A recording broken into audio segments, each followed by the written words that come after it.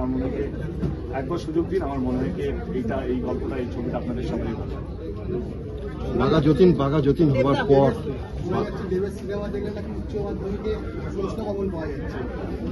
তাই কি এবছর বাংলায় নরেন্দ্র কুমার সর্বাধিকারীর উপরে একটা প্রশ্ন এসেছিল, যেটা প্রায় 10 নম্বরে। আমার মনে হয় যেই ধরনের আমরা চরিত্রগুলোকে বেছে আনছি, নরেন্দ্র প্রসাদ সর্বাধিকারী আমার মনে হয় তার আগে কেউ জানতো না যে ফাদার অফ ইন্ডিয়ান ফুটবলের নামটা কি, মানে এবং প্রথম ভারতীয়, বাঙালি তো বলবো না, ভারতীয় যে ফুটবলকে কিক করেছিলেন এবং জিতেছিলেন। তো এই গল্পটা বা ওনার গাথাও কেউ জানতো না ততক্ষণ আমরা গোলন্দাজ নিয়েছি। এবং ডেফিনেটলি সেরকম বাঘা যতীন আমরা সবাই জানি উনি বাঘ নিয়েছেন, কিন্তু ওনার যে জীবন, ওনার কি কি হয়েছিল ওনার সময়, উনি যে গান ফ্যাক্টরিতে হয়েছিল এবং স্বাধীনতার সঙ্গে ওনার অবদান ওই সময় দাঁড়িয়ে, এবং এইটা অনেক মানুষের কাছে জানা ছিল। তো সেইটা একটা সিনেমার মাধ্যম, সিনেমা যেটা আমরা সবসময় বলি it's a very important medium, যে মানুষের কাছে পৌঁছানো এবং গল্পগুলো, অনেক মানুষ গল্প শুনতে পছন্দ করে, অনেক মানুষ গল্প দেখতে পছন্দ করে। এবং সেই জায়গা থেকে বাঘা যতীন যখন আমরা সিনেমা হলে রিলিজ করেছি তখন আমরা ভীষণ বাম্পার রেসপন্স পেয়েছি এবং last year one of the blockbuster. তো সেই জায়গা থেকে আজকে এটা টেলিভিশনে মুক্তি পেতে চলেছে। এবং আমাদের চেষ্টা, যেটা তুমি বললে, কি এরকমই ইতিহাসে হারিয়ে যাওয়া যেই চরিত্রগুলো, সেইগুলোকে মানুষের কাছে তুলে ধরা এবং সেটাকে ছবির মাধ্যমে দর্শকের কাছে নিয়ে যাওয়া, এটাই আমাদের চেষ্টা। এবং আমাদের পরের যে গল্পটা আসবে, এটা আমার মনে হয় চ্যালেঞ্জ করে বলতে পারবো যে ইন্ডিয়াতে ওই লোকটাই কেউ জানে না, কিন্তু পুরো ইনসিডেন্টটা এতটাই ফেমাস, একজন বাঙালি যে পুরো দেশে বিপ্লব এনেছিল, এবং সেইটাকে নিয়ে আমরা চলছি। এবং আমার মনে হয় খুব যদি ঠিকঠাক থাকে সেটা সামনের বছর থেকে আমরা শুটিং শুরু করবো এবং তার ডিরেক্টর অফকোর্স অভিনয় বলছি, একজন সাংসদ, একজন অভিনেতা এবং একজন প্রযোজক হিসেবে যদি আগামী দিনে কেউ দেবের আত্মজীবনী নিয়ে ছবি করে, তাহলে দেবের চরিত্র কাকে দেখতে চায়? আমি আমার মনে হয় আমার জোরে আসছে কিছু নেই, এখন অনেকটা জার্নি, অনেকটা পথ এটা বাকি আছে। এখন অনেক আমার কোথাও যেন মনে হয় সবাই শুরু করলো, এই ধরনের চরিত্রগুলো আসছে বা লোকে এখন যেভাবে বিশ্বাস করতে শুরু করলো, যেগুলো রাজনীতির কথা বললে, কিন্তু যেভাবে এইবারে আমরা যখন নির্বাচনে দিলাম, যেভাবে মানুষ বিশ্বাস করতে শুরু করলো দেব আছে রাজনীতিবিদ এবং অ্যাজ এ প্রয়োজক, এই যে তুমি যেটা বললে যে আমার ছবি জোরে আমার যে চরিত্রগুলোকে নিয়ে আসছে সিনেমার মাধ্যমে, সেই চরিত্রগুলো ধরে প্রশ্ন করা হচ্ছে বোর্ড এক্সামে, এবং এটাও কোথাও যেন মনে হয় মানুষের বিশ্বাস, এবং আমার কোথাও যেন মনে হলো একটা নতুন জার্নি আবার শুরু করলাম। এই পথটা অনেকটা দূরে হাঁটা বাকি আছে। আমার মনে হয় না আমার লাইফে এমন কিছু ইন্টারেস্টিং আছে যেটা নিয়ে ছবি করা হতে পারে এই মুহূর্তে, এটা লং ওয়ে টু গো। আমি তো বোমকেশ করেছি, আমার মনে হয় দেখো ইচ্ছে তো ডেফিনেটলি আছে, অ্যাজ এ অভিনেতা আমার মনে হয় সব ধরনের চরিত্র করা উচিত। বোমকেশ আমার একটা হয়ে গেছে, তো তেলুগু আছে, কিন্তু আপাতত অনেকগুলো ছবি আমার কমিটমেন্ট হয়ে আছে, সেই কমিটমেন্টগুলো শেষ করতে করতে আমার 2 বছর কেটে গেছে। তার মধ্যে অনেকগুলো ছবি আপনার খুব শীঘ্রই অ্যানাউন্সমেন্ট পেতে শুরু হবে। তো সেই জায়গাতেই দাঁড়িয়ে আমি যেই ছবিগুলো অলরেডি কমিট করেছি সেটা শেষ করতে করতে আমার 2 বছর কেটে গেছে। খাদান আমার শুটিং আবার রিজিউম করবো জুলাই থেকে। খাদান রিলিজের ডেটটা আমরা সেই দিয়ে আনাউন্স করবো। Thank you.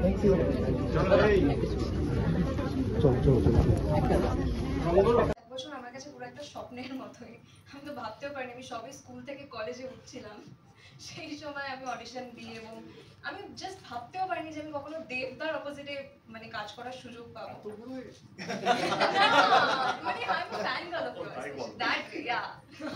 তো আমি একদমই ভাবতেই পারি না কখনো যে আমি দেবদার অপোজিটে কাজ করার সুযোগ পাবো, যে মানুষটাকে আমি টিভিতে ছোটবেলা থেকে দেখে তার গানে নেচে।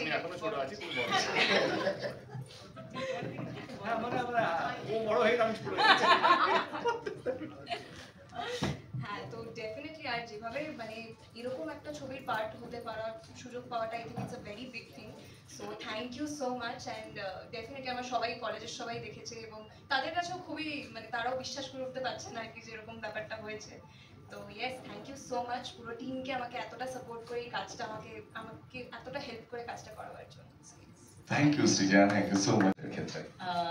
প্রিপারেশন বলতে স্ক্রিপ্টটা খুব মন দিয়ে পড়েছিলাম, এবং আমি অরুণদার সঙ্গে একদিন প্রায় গোটা দিন সকাল থেকে সন্ধে অবধি প্রত্যেকটা সিন ধরে কাটাছেঁড়া করে তার আগে তার পিছে এটা কেন হলো, তাহলে কি এর পিছনে এই গল্প ছিল, আচ্ছা এইটাকে যদি এইভাবে করা যায়, মানে বেশ একদম সাদা বাংলায় কাটাছেঁড়া যাকে বলে, প্রত্যেকটা দৃশ্য নিয়ে কাটাছেঁড়া করে করে তার কার্যকারণ বুঝে নেওয়ার চেষ্টা করেছিলাম।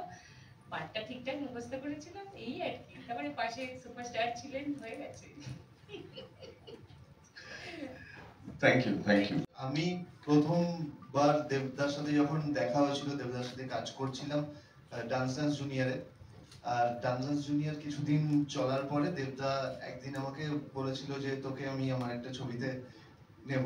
তো আমার জানি না কেন ভাসান বাপির চরিত্রেও প্লে করছিলাম তখন। আমি ওই চরিত্র প্লে করতে দেখে দেবদার কেন মনে হয়েছিল আমি চিত্তপ্রিয় রায়চৌধুরী করতে পারবো, আমি জানি না, সেটা দেবদার চোখ। তারপরে আমাকে অরুণদার কাছে পাঠিয়েছিল এবং আমি সিলেক্ট হই।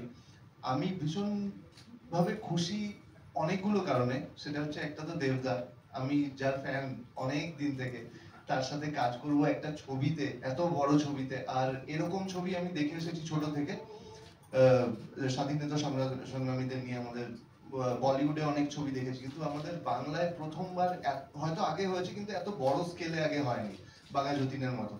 তো এত বড় স্কেলে এরকম একটা ছবি হচ্ছে, সেই ছবির আমি একটা পার্ট, এটাতে আমি ভীষণ গর্বিত। আমার বলতে ভালো লাগে কাউকে যে আমি বাঘা যতীনে আছি।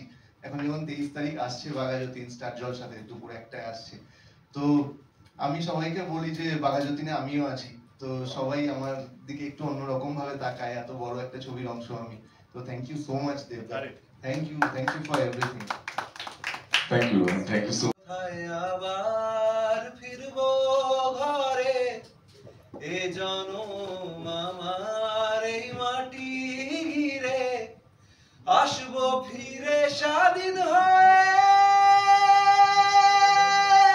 খোলা মাঠের গান হব, স্বাধীন দেশের এক ঠিকানায় স্বাধীন বাগান হব।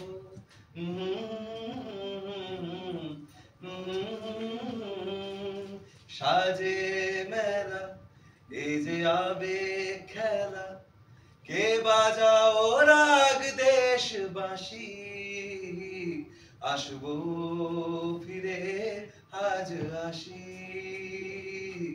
আসবো ফিরে আজ আসি।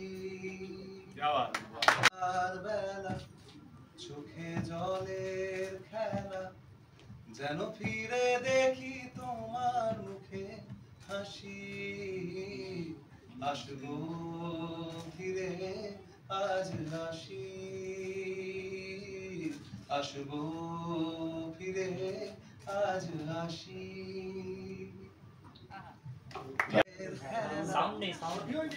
যেন তোমার মুখে হাসি।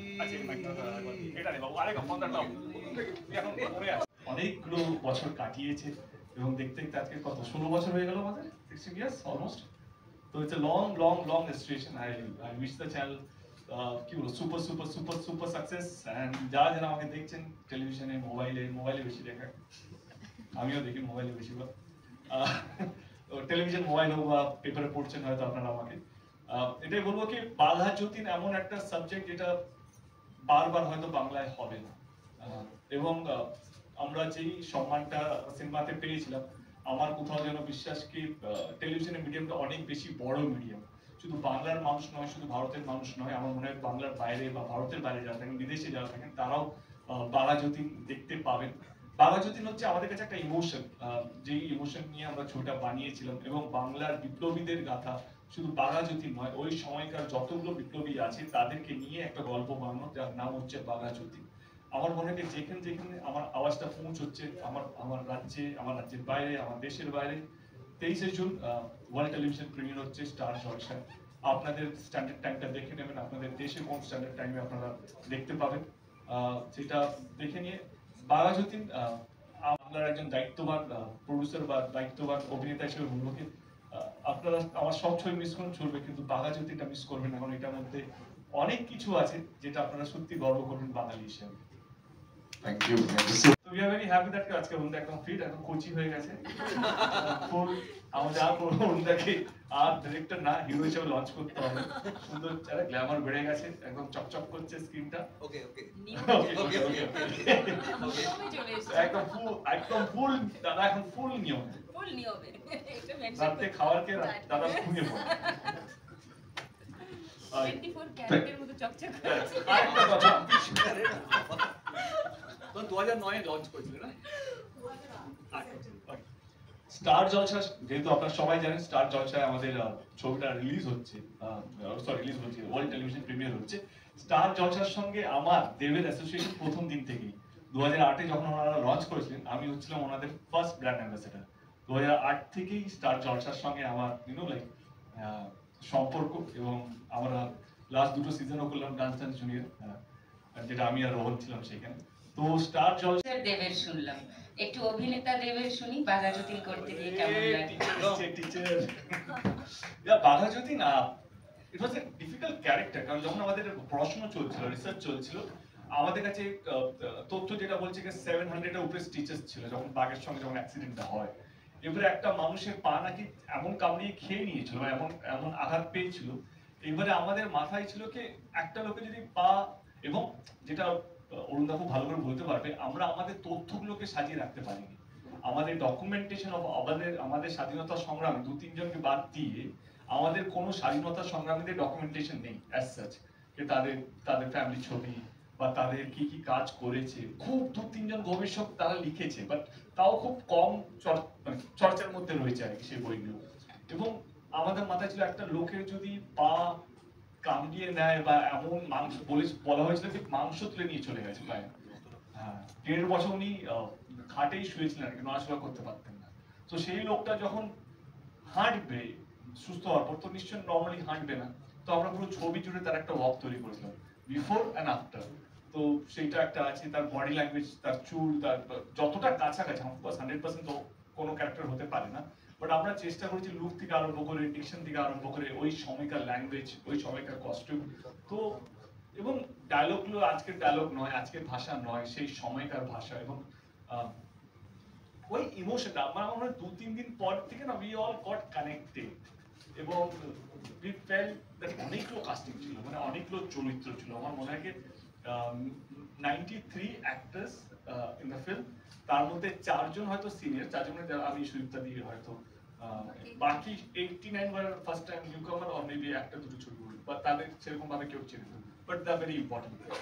তো ইটস মানে হিউজ টাস্ক আমি বলবো কি এরকম একটা ধরনের ছবিতে কাস্টিং করাটা। এবং আমার মনে হয় তার জন্য স্যালিউট অরুণদাকে, একমাত্র লোক যে এক একটা লোককে খুঁজে বার করেছে আইডেন্টিটি। আমার মনে আছে চারু যে ক্যারেক্টারটা ছিল, তার একটা হাত ছিল না, যে কোর্টের মধ্যে তার হাতের মধ্যে বন্দুক তখনকার দিনে বেঁধে রেখেছিল, এবং সেই ক্যারেক্টারকে লুকালাই খুঁজে বার করা, এবং ভদ্রলোক তার সত্যি হাতে একটা সমস্যা আছে, এবং সেই লোকটাকে উনি নিয়ে এসেছেন, এবং তিনি ফাটিয়ে অভিনয় করে চলে গেছেন, এবং কেউ বুঝতেই পারেনি। তো এই যে অরুণদের একটা ইয়ে আছে, দেখে নোট করে লিখে রেখে দেওয়া, যে যখন এরকম একটা ছবি করবো বা এই ধরনের চরিত্র যখন আসবে, বা ওই চরিত্রটার জন্য ওই লোকটাকে হয়তো 3 বছর আগে ভেবে রেখেছে বা দেখে রেখেছে, 3 বছর পর যখন ওই সাবজেক্টটা করবে, সেই লোকটাকে খুঁজে বার করবে।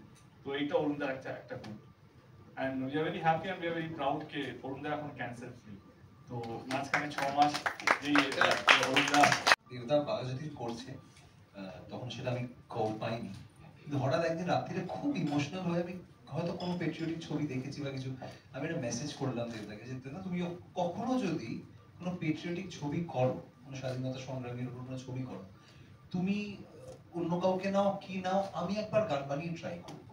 আমি মেসেজটা করি, মোটামুটি 10 মিনিটের মধ্যে দেবদা ফাট করে আমাকে এই পোস্টারটা পাঠায়। এই পোস্টার অ্যানাউন্সমেন্ট এই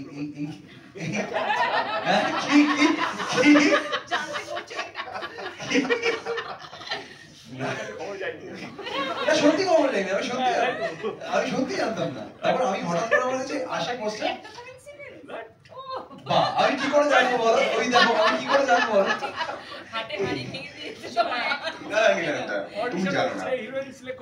না না তখন হয়নি ওটা, না তখন তোমার এই শুটটাও হয়নি, তুমি আমাকে একটা কনসেপ্ট একটা পাঠিয়েছিলে যে এরকম একটা শুট করছো, তারপরে তো শুটে ওখানে গেলাম। সো তারপর হ্যাঁ মানে জেনুইনলি বানাচ্ছি না। আচ্ছা ঠিক আছে হ্যাঁ, মাফ প্লিজ মাফ। খুব খেটেছি বাঘাযতীন করার সময়। আমি না অন্য কোনো গান শুনেছি, অন্য কোনো রকম কোনো ছবি দেখিনি, কিচ্ছু না, শুধু বাঘাযতীন নিয়েছিলাম। আর আমার বড় হচ্ছে অন্য ছবি না না না না না না না না রাহুলে কাজ করছে না, কোথায় রাহুল? তো ওই- আরে আজকে কেউ না ওই- না না তখন বলছিল না, তখন বুমেরাং লক হয়ে গেছে তো বুমরাং লক হয়ে গেছে। হ্যাঁ তখন বলছি কাজ হচ্ছে তো না। বুমরাং কি আমি তুলনা করেছি, বুমরাং লক হয়ে গেছে তখন, বুমরাং লক হয়ে গেছে। তারপর আমি বাঘাযতীন যখন করেছি শুধু বাঘাযতীন করেছি।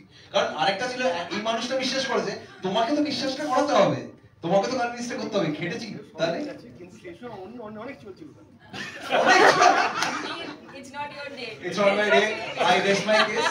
Thank you for giving me Baghajatin. আমার জীবনে এটা লেখা থাকবে। আমি একটু জল খাই মাইক